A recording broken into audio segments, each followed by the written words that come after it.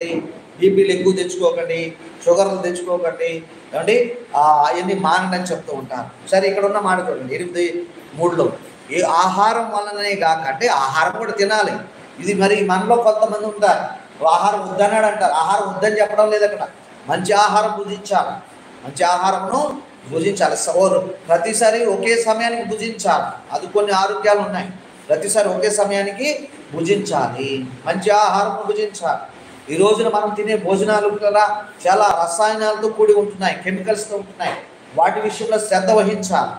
ఈ రోజున అంటే హెల్త్ కాన్షియస్నెస్ ఎక్కువైపోయింది. ఎందుకంటే హాస్పిటల్కి వెళ్తుంటే లక్షలు అడుగుతున్నారు. కాబట్టి ప్రజలు ఏం చేస్తున్నారంటే prevention is better than cure అని మరి వాళ్ళు ఆహారం విషయంలో శ్రద్ధ తీసుకుంటున్నారు. చాలామంది మరి వెజాన్స్ కూడా అయిపోయారు. అంటే మరి కూరగాయలనే, శాకాహారాన్ని తింటూ ఉన్నారు. మాంసాహారాలు మానివేశారు ఆరోగ్యాన్ని బట్టి. సరే, మామూలు ఆహారం తినాలి, అంటే దేవుడి వాక్యమైన ఆహారాన్ని కూడా భుజించాలి. ఈ వాక్యము విత్తనము లాంటిది. త్రోవ పక్కన ఉంటే శోధకుడు ఎత్తుకుపోతాడు. ఈ మనస్సుకు ఎన్నో బాధలు. చూసారా, ఆ యొక్క మార్క్స్ వార్తలోనికి రండి, 4వ అధ్యాయంలో. మార్క్స్ వార్త 4వ అధ్యాయం మీరు చూస్తారు. మరి వాళ్ళు అడుగుతారు ఏమిటంట, ప్రభువా మరి ఈ ఉపమాన భావం ఏమిటి నాయనా? ఏమంటే ఈ ఉపమాన భావము ఏమిటి నాయన? ఈ ఉపమానం గురించి ఆయన అడిగిరి 10వ వచనంలో. చూసారండి, 10వ వచనంలో. 13వ వచనం చదువుతున్నాను చూడండి. మార్క్స్ వార్త 4:13. మరియు యేసు ప్రభు ఇలా అంటున్నాడు, ఈ ఉపమానము మీకు తెలియలేదా? ఈ కథ మీరు అర్థం చేసుకోలేదా? ఈ విత్తువాని ఉపమానం మీకు అర్థం కాలేదా? అట్లాగైతే నేను చెప్పేవన్నీ మీకు ఎలాగ అర్థమవుతాయి? నేను చెప్పేటన్నీ ఇవి కథలతో పాటుగా చెప్తున్నాను కదా, మీకు అర్థం కావాలని, మీరు గుర్తించుకోవాలని. 4 రకాల నేలలు మనం చూసాం. చెప్పండి. ఒకటి మరి అంటే త్రోవ పక్కన లాంటి నేల, రాతి నేల, ముండ్ల పొదలు కలిగిన నేల, మంచి నేల. ఇవన్నీ కూడా ఏం చేస్తున్నాయంటే పిల్లరా, మనుషులను చూపిస్తున్నాయి. కొంతమంది హృదయం ఎలా ఉంటుందంటే త్రోవ పక్కన ఉండేవారిలాగా ఉంటుంది. ఎన్ని వాక్యాలు విను మార్పు ఉండదు. దుష్టుడు వచ్చి వాటిని ఎత్తుకొని పోతాడు. అక్కడ రాయబడి ఉన్నది చూడండి, త్రోవ పక్కన ఉండి వారు ఎవరంటే, ఇదిగో వాక్యము విత్తబడిన. కానీ 15వ వచనంలో ఆయన చెప్తున్నాడు చూడండి. 14 కిందాక చదివాం కదా, విత్తువాడు వాక్యము విత్తుచున్నాడు. త్రోవ పక్క నుండి వారు ఎవరట? చదవండి, 15వ వచనం చదవండి, చెప్పండి, నాకు చెప్పండి మీరు.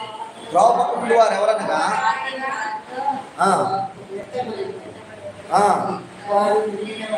వెంటనే అమ్మ, ఈ నా మాటలు కాదండి, దేవుని వాక్యమే చెప్తుంది. నేనేం కల్పించి చెప్పడం లేదు. సాతానుడు వస్తాడట, వాక్యం వినిన వెంటనే వివాదం వచ్చేస్తుంది. ఈ ఏ వాక్యాలండి అని సాతానుడు మొదలు పెడతాడు.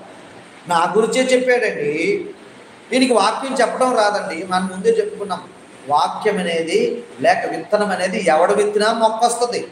అది ముసలాయిన విత్తనా వస్తుంది, పడుచాయిన విత్తనా వస్తుంది, ఎవరి విత్తనం మరి ప్రతిఫలం వస్తుంది. అది విత్తువాని మీద ఏముండదు. హలో, మీరు వింటున్నారా? విత్తువాడు ఆ రోజున స్నానం చేశాడా చేయలేదు అన్నీ ఏముండదు. విత్తనములో ఉన్న శక్తి దాన్ని మొలిపిస్తుంది అంతే. విత్తనంలో ఉన్న శక్తి దానిని మొలిపిస్తుంది. చూడండి, అక్కడ రాయబడింది 15వ వచనంలో, నా మాటలు కదవి, సాతానుడు వచ్చి వారిలో ఉన్న వాక్యాన్ని ఎత్తుకొని పోతాడు. అంటే సాతానుడు కనిపెట్టుకుని కూర్చున్నాడా? మరి కూర్చున్నాడండి.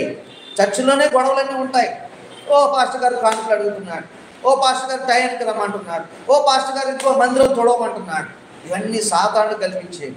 నువ్వు తుడిచినా నడుస్తుంది, తొడకపోయినా నడుస్తుంది. మనం ఉంచినా నడుస్తుంది, మనం రాకపోయినా నడుస్తుంది. పోయిన వారము మరి కొద్దిమంది ఉన్నాము, మనం ఆరాధన చేసుకున్నాం, తప్పేమి లేదు. దేవుడి సంఖ్యని చూసేవారు. ఇదే సమయంలో ఇదే హైదరాబాద్ పట్టణంలో పిల్లరా మరి వేల మందితో ఆరాధన చేసే సంఘాలు ఉన్నాయి. 5గురు 10 మందిగా మనలాగా ఆరాధన చేసే సంఘం ఉన్నాయి. దేవుడు ఎక్కడైనా ఉంటాడు, దేవుడికి పక్షపాతం లేదు.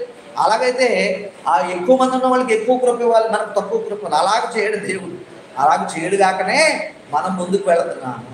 దేవుడికి మహిమ కలుగుతున్నాను. చూసారా, సాతానుడు వాక్యం ఎత్తుకొని పోతాడండి. మరి చర్చి నుంచి ఇంటికి వెళ్ళి సీరియల్ మీద కూర్చుంటే విన్న వాక్యం ఏం గుర్తుంటుంది? నిజమమ్మా, అదే సాతానుడు ఎత్తుకొని పోవడం. ఈ రోజున మనం సినిమా హాల్కి వెళ్ళడం లేదు, కానీ సినిమా హాలే మన దగ్గరకు వచ్చేసింది. సెల్ ఫోన్ రూపంలో సినిమా హాలే మన దగ్గరికి వచ్చేసింది. దేవునికి మహిమ కలుగుతున్నాను. హల్లెలూయా. అయితే గమనించండి, విషయం ఏమిటంటే అక్కడ రాయబడినట్టుగా సాతానుడు వచ్చి వారిలో విత్తబడిన వాక్యాన్ని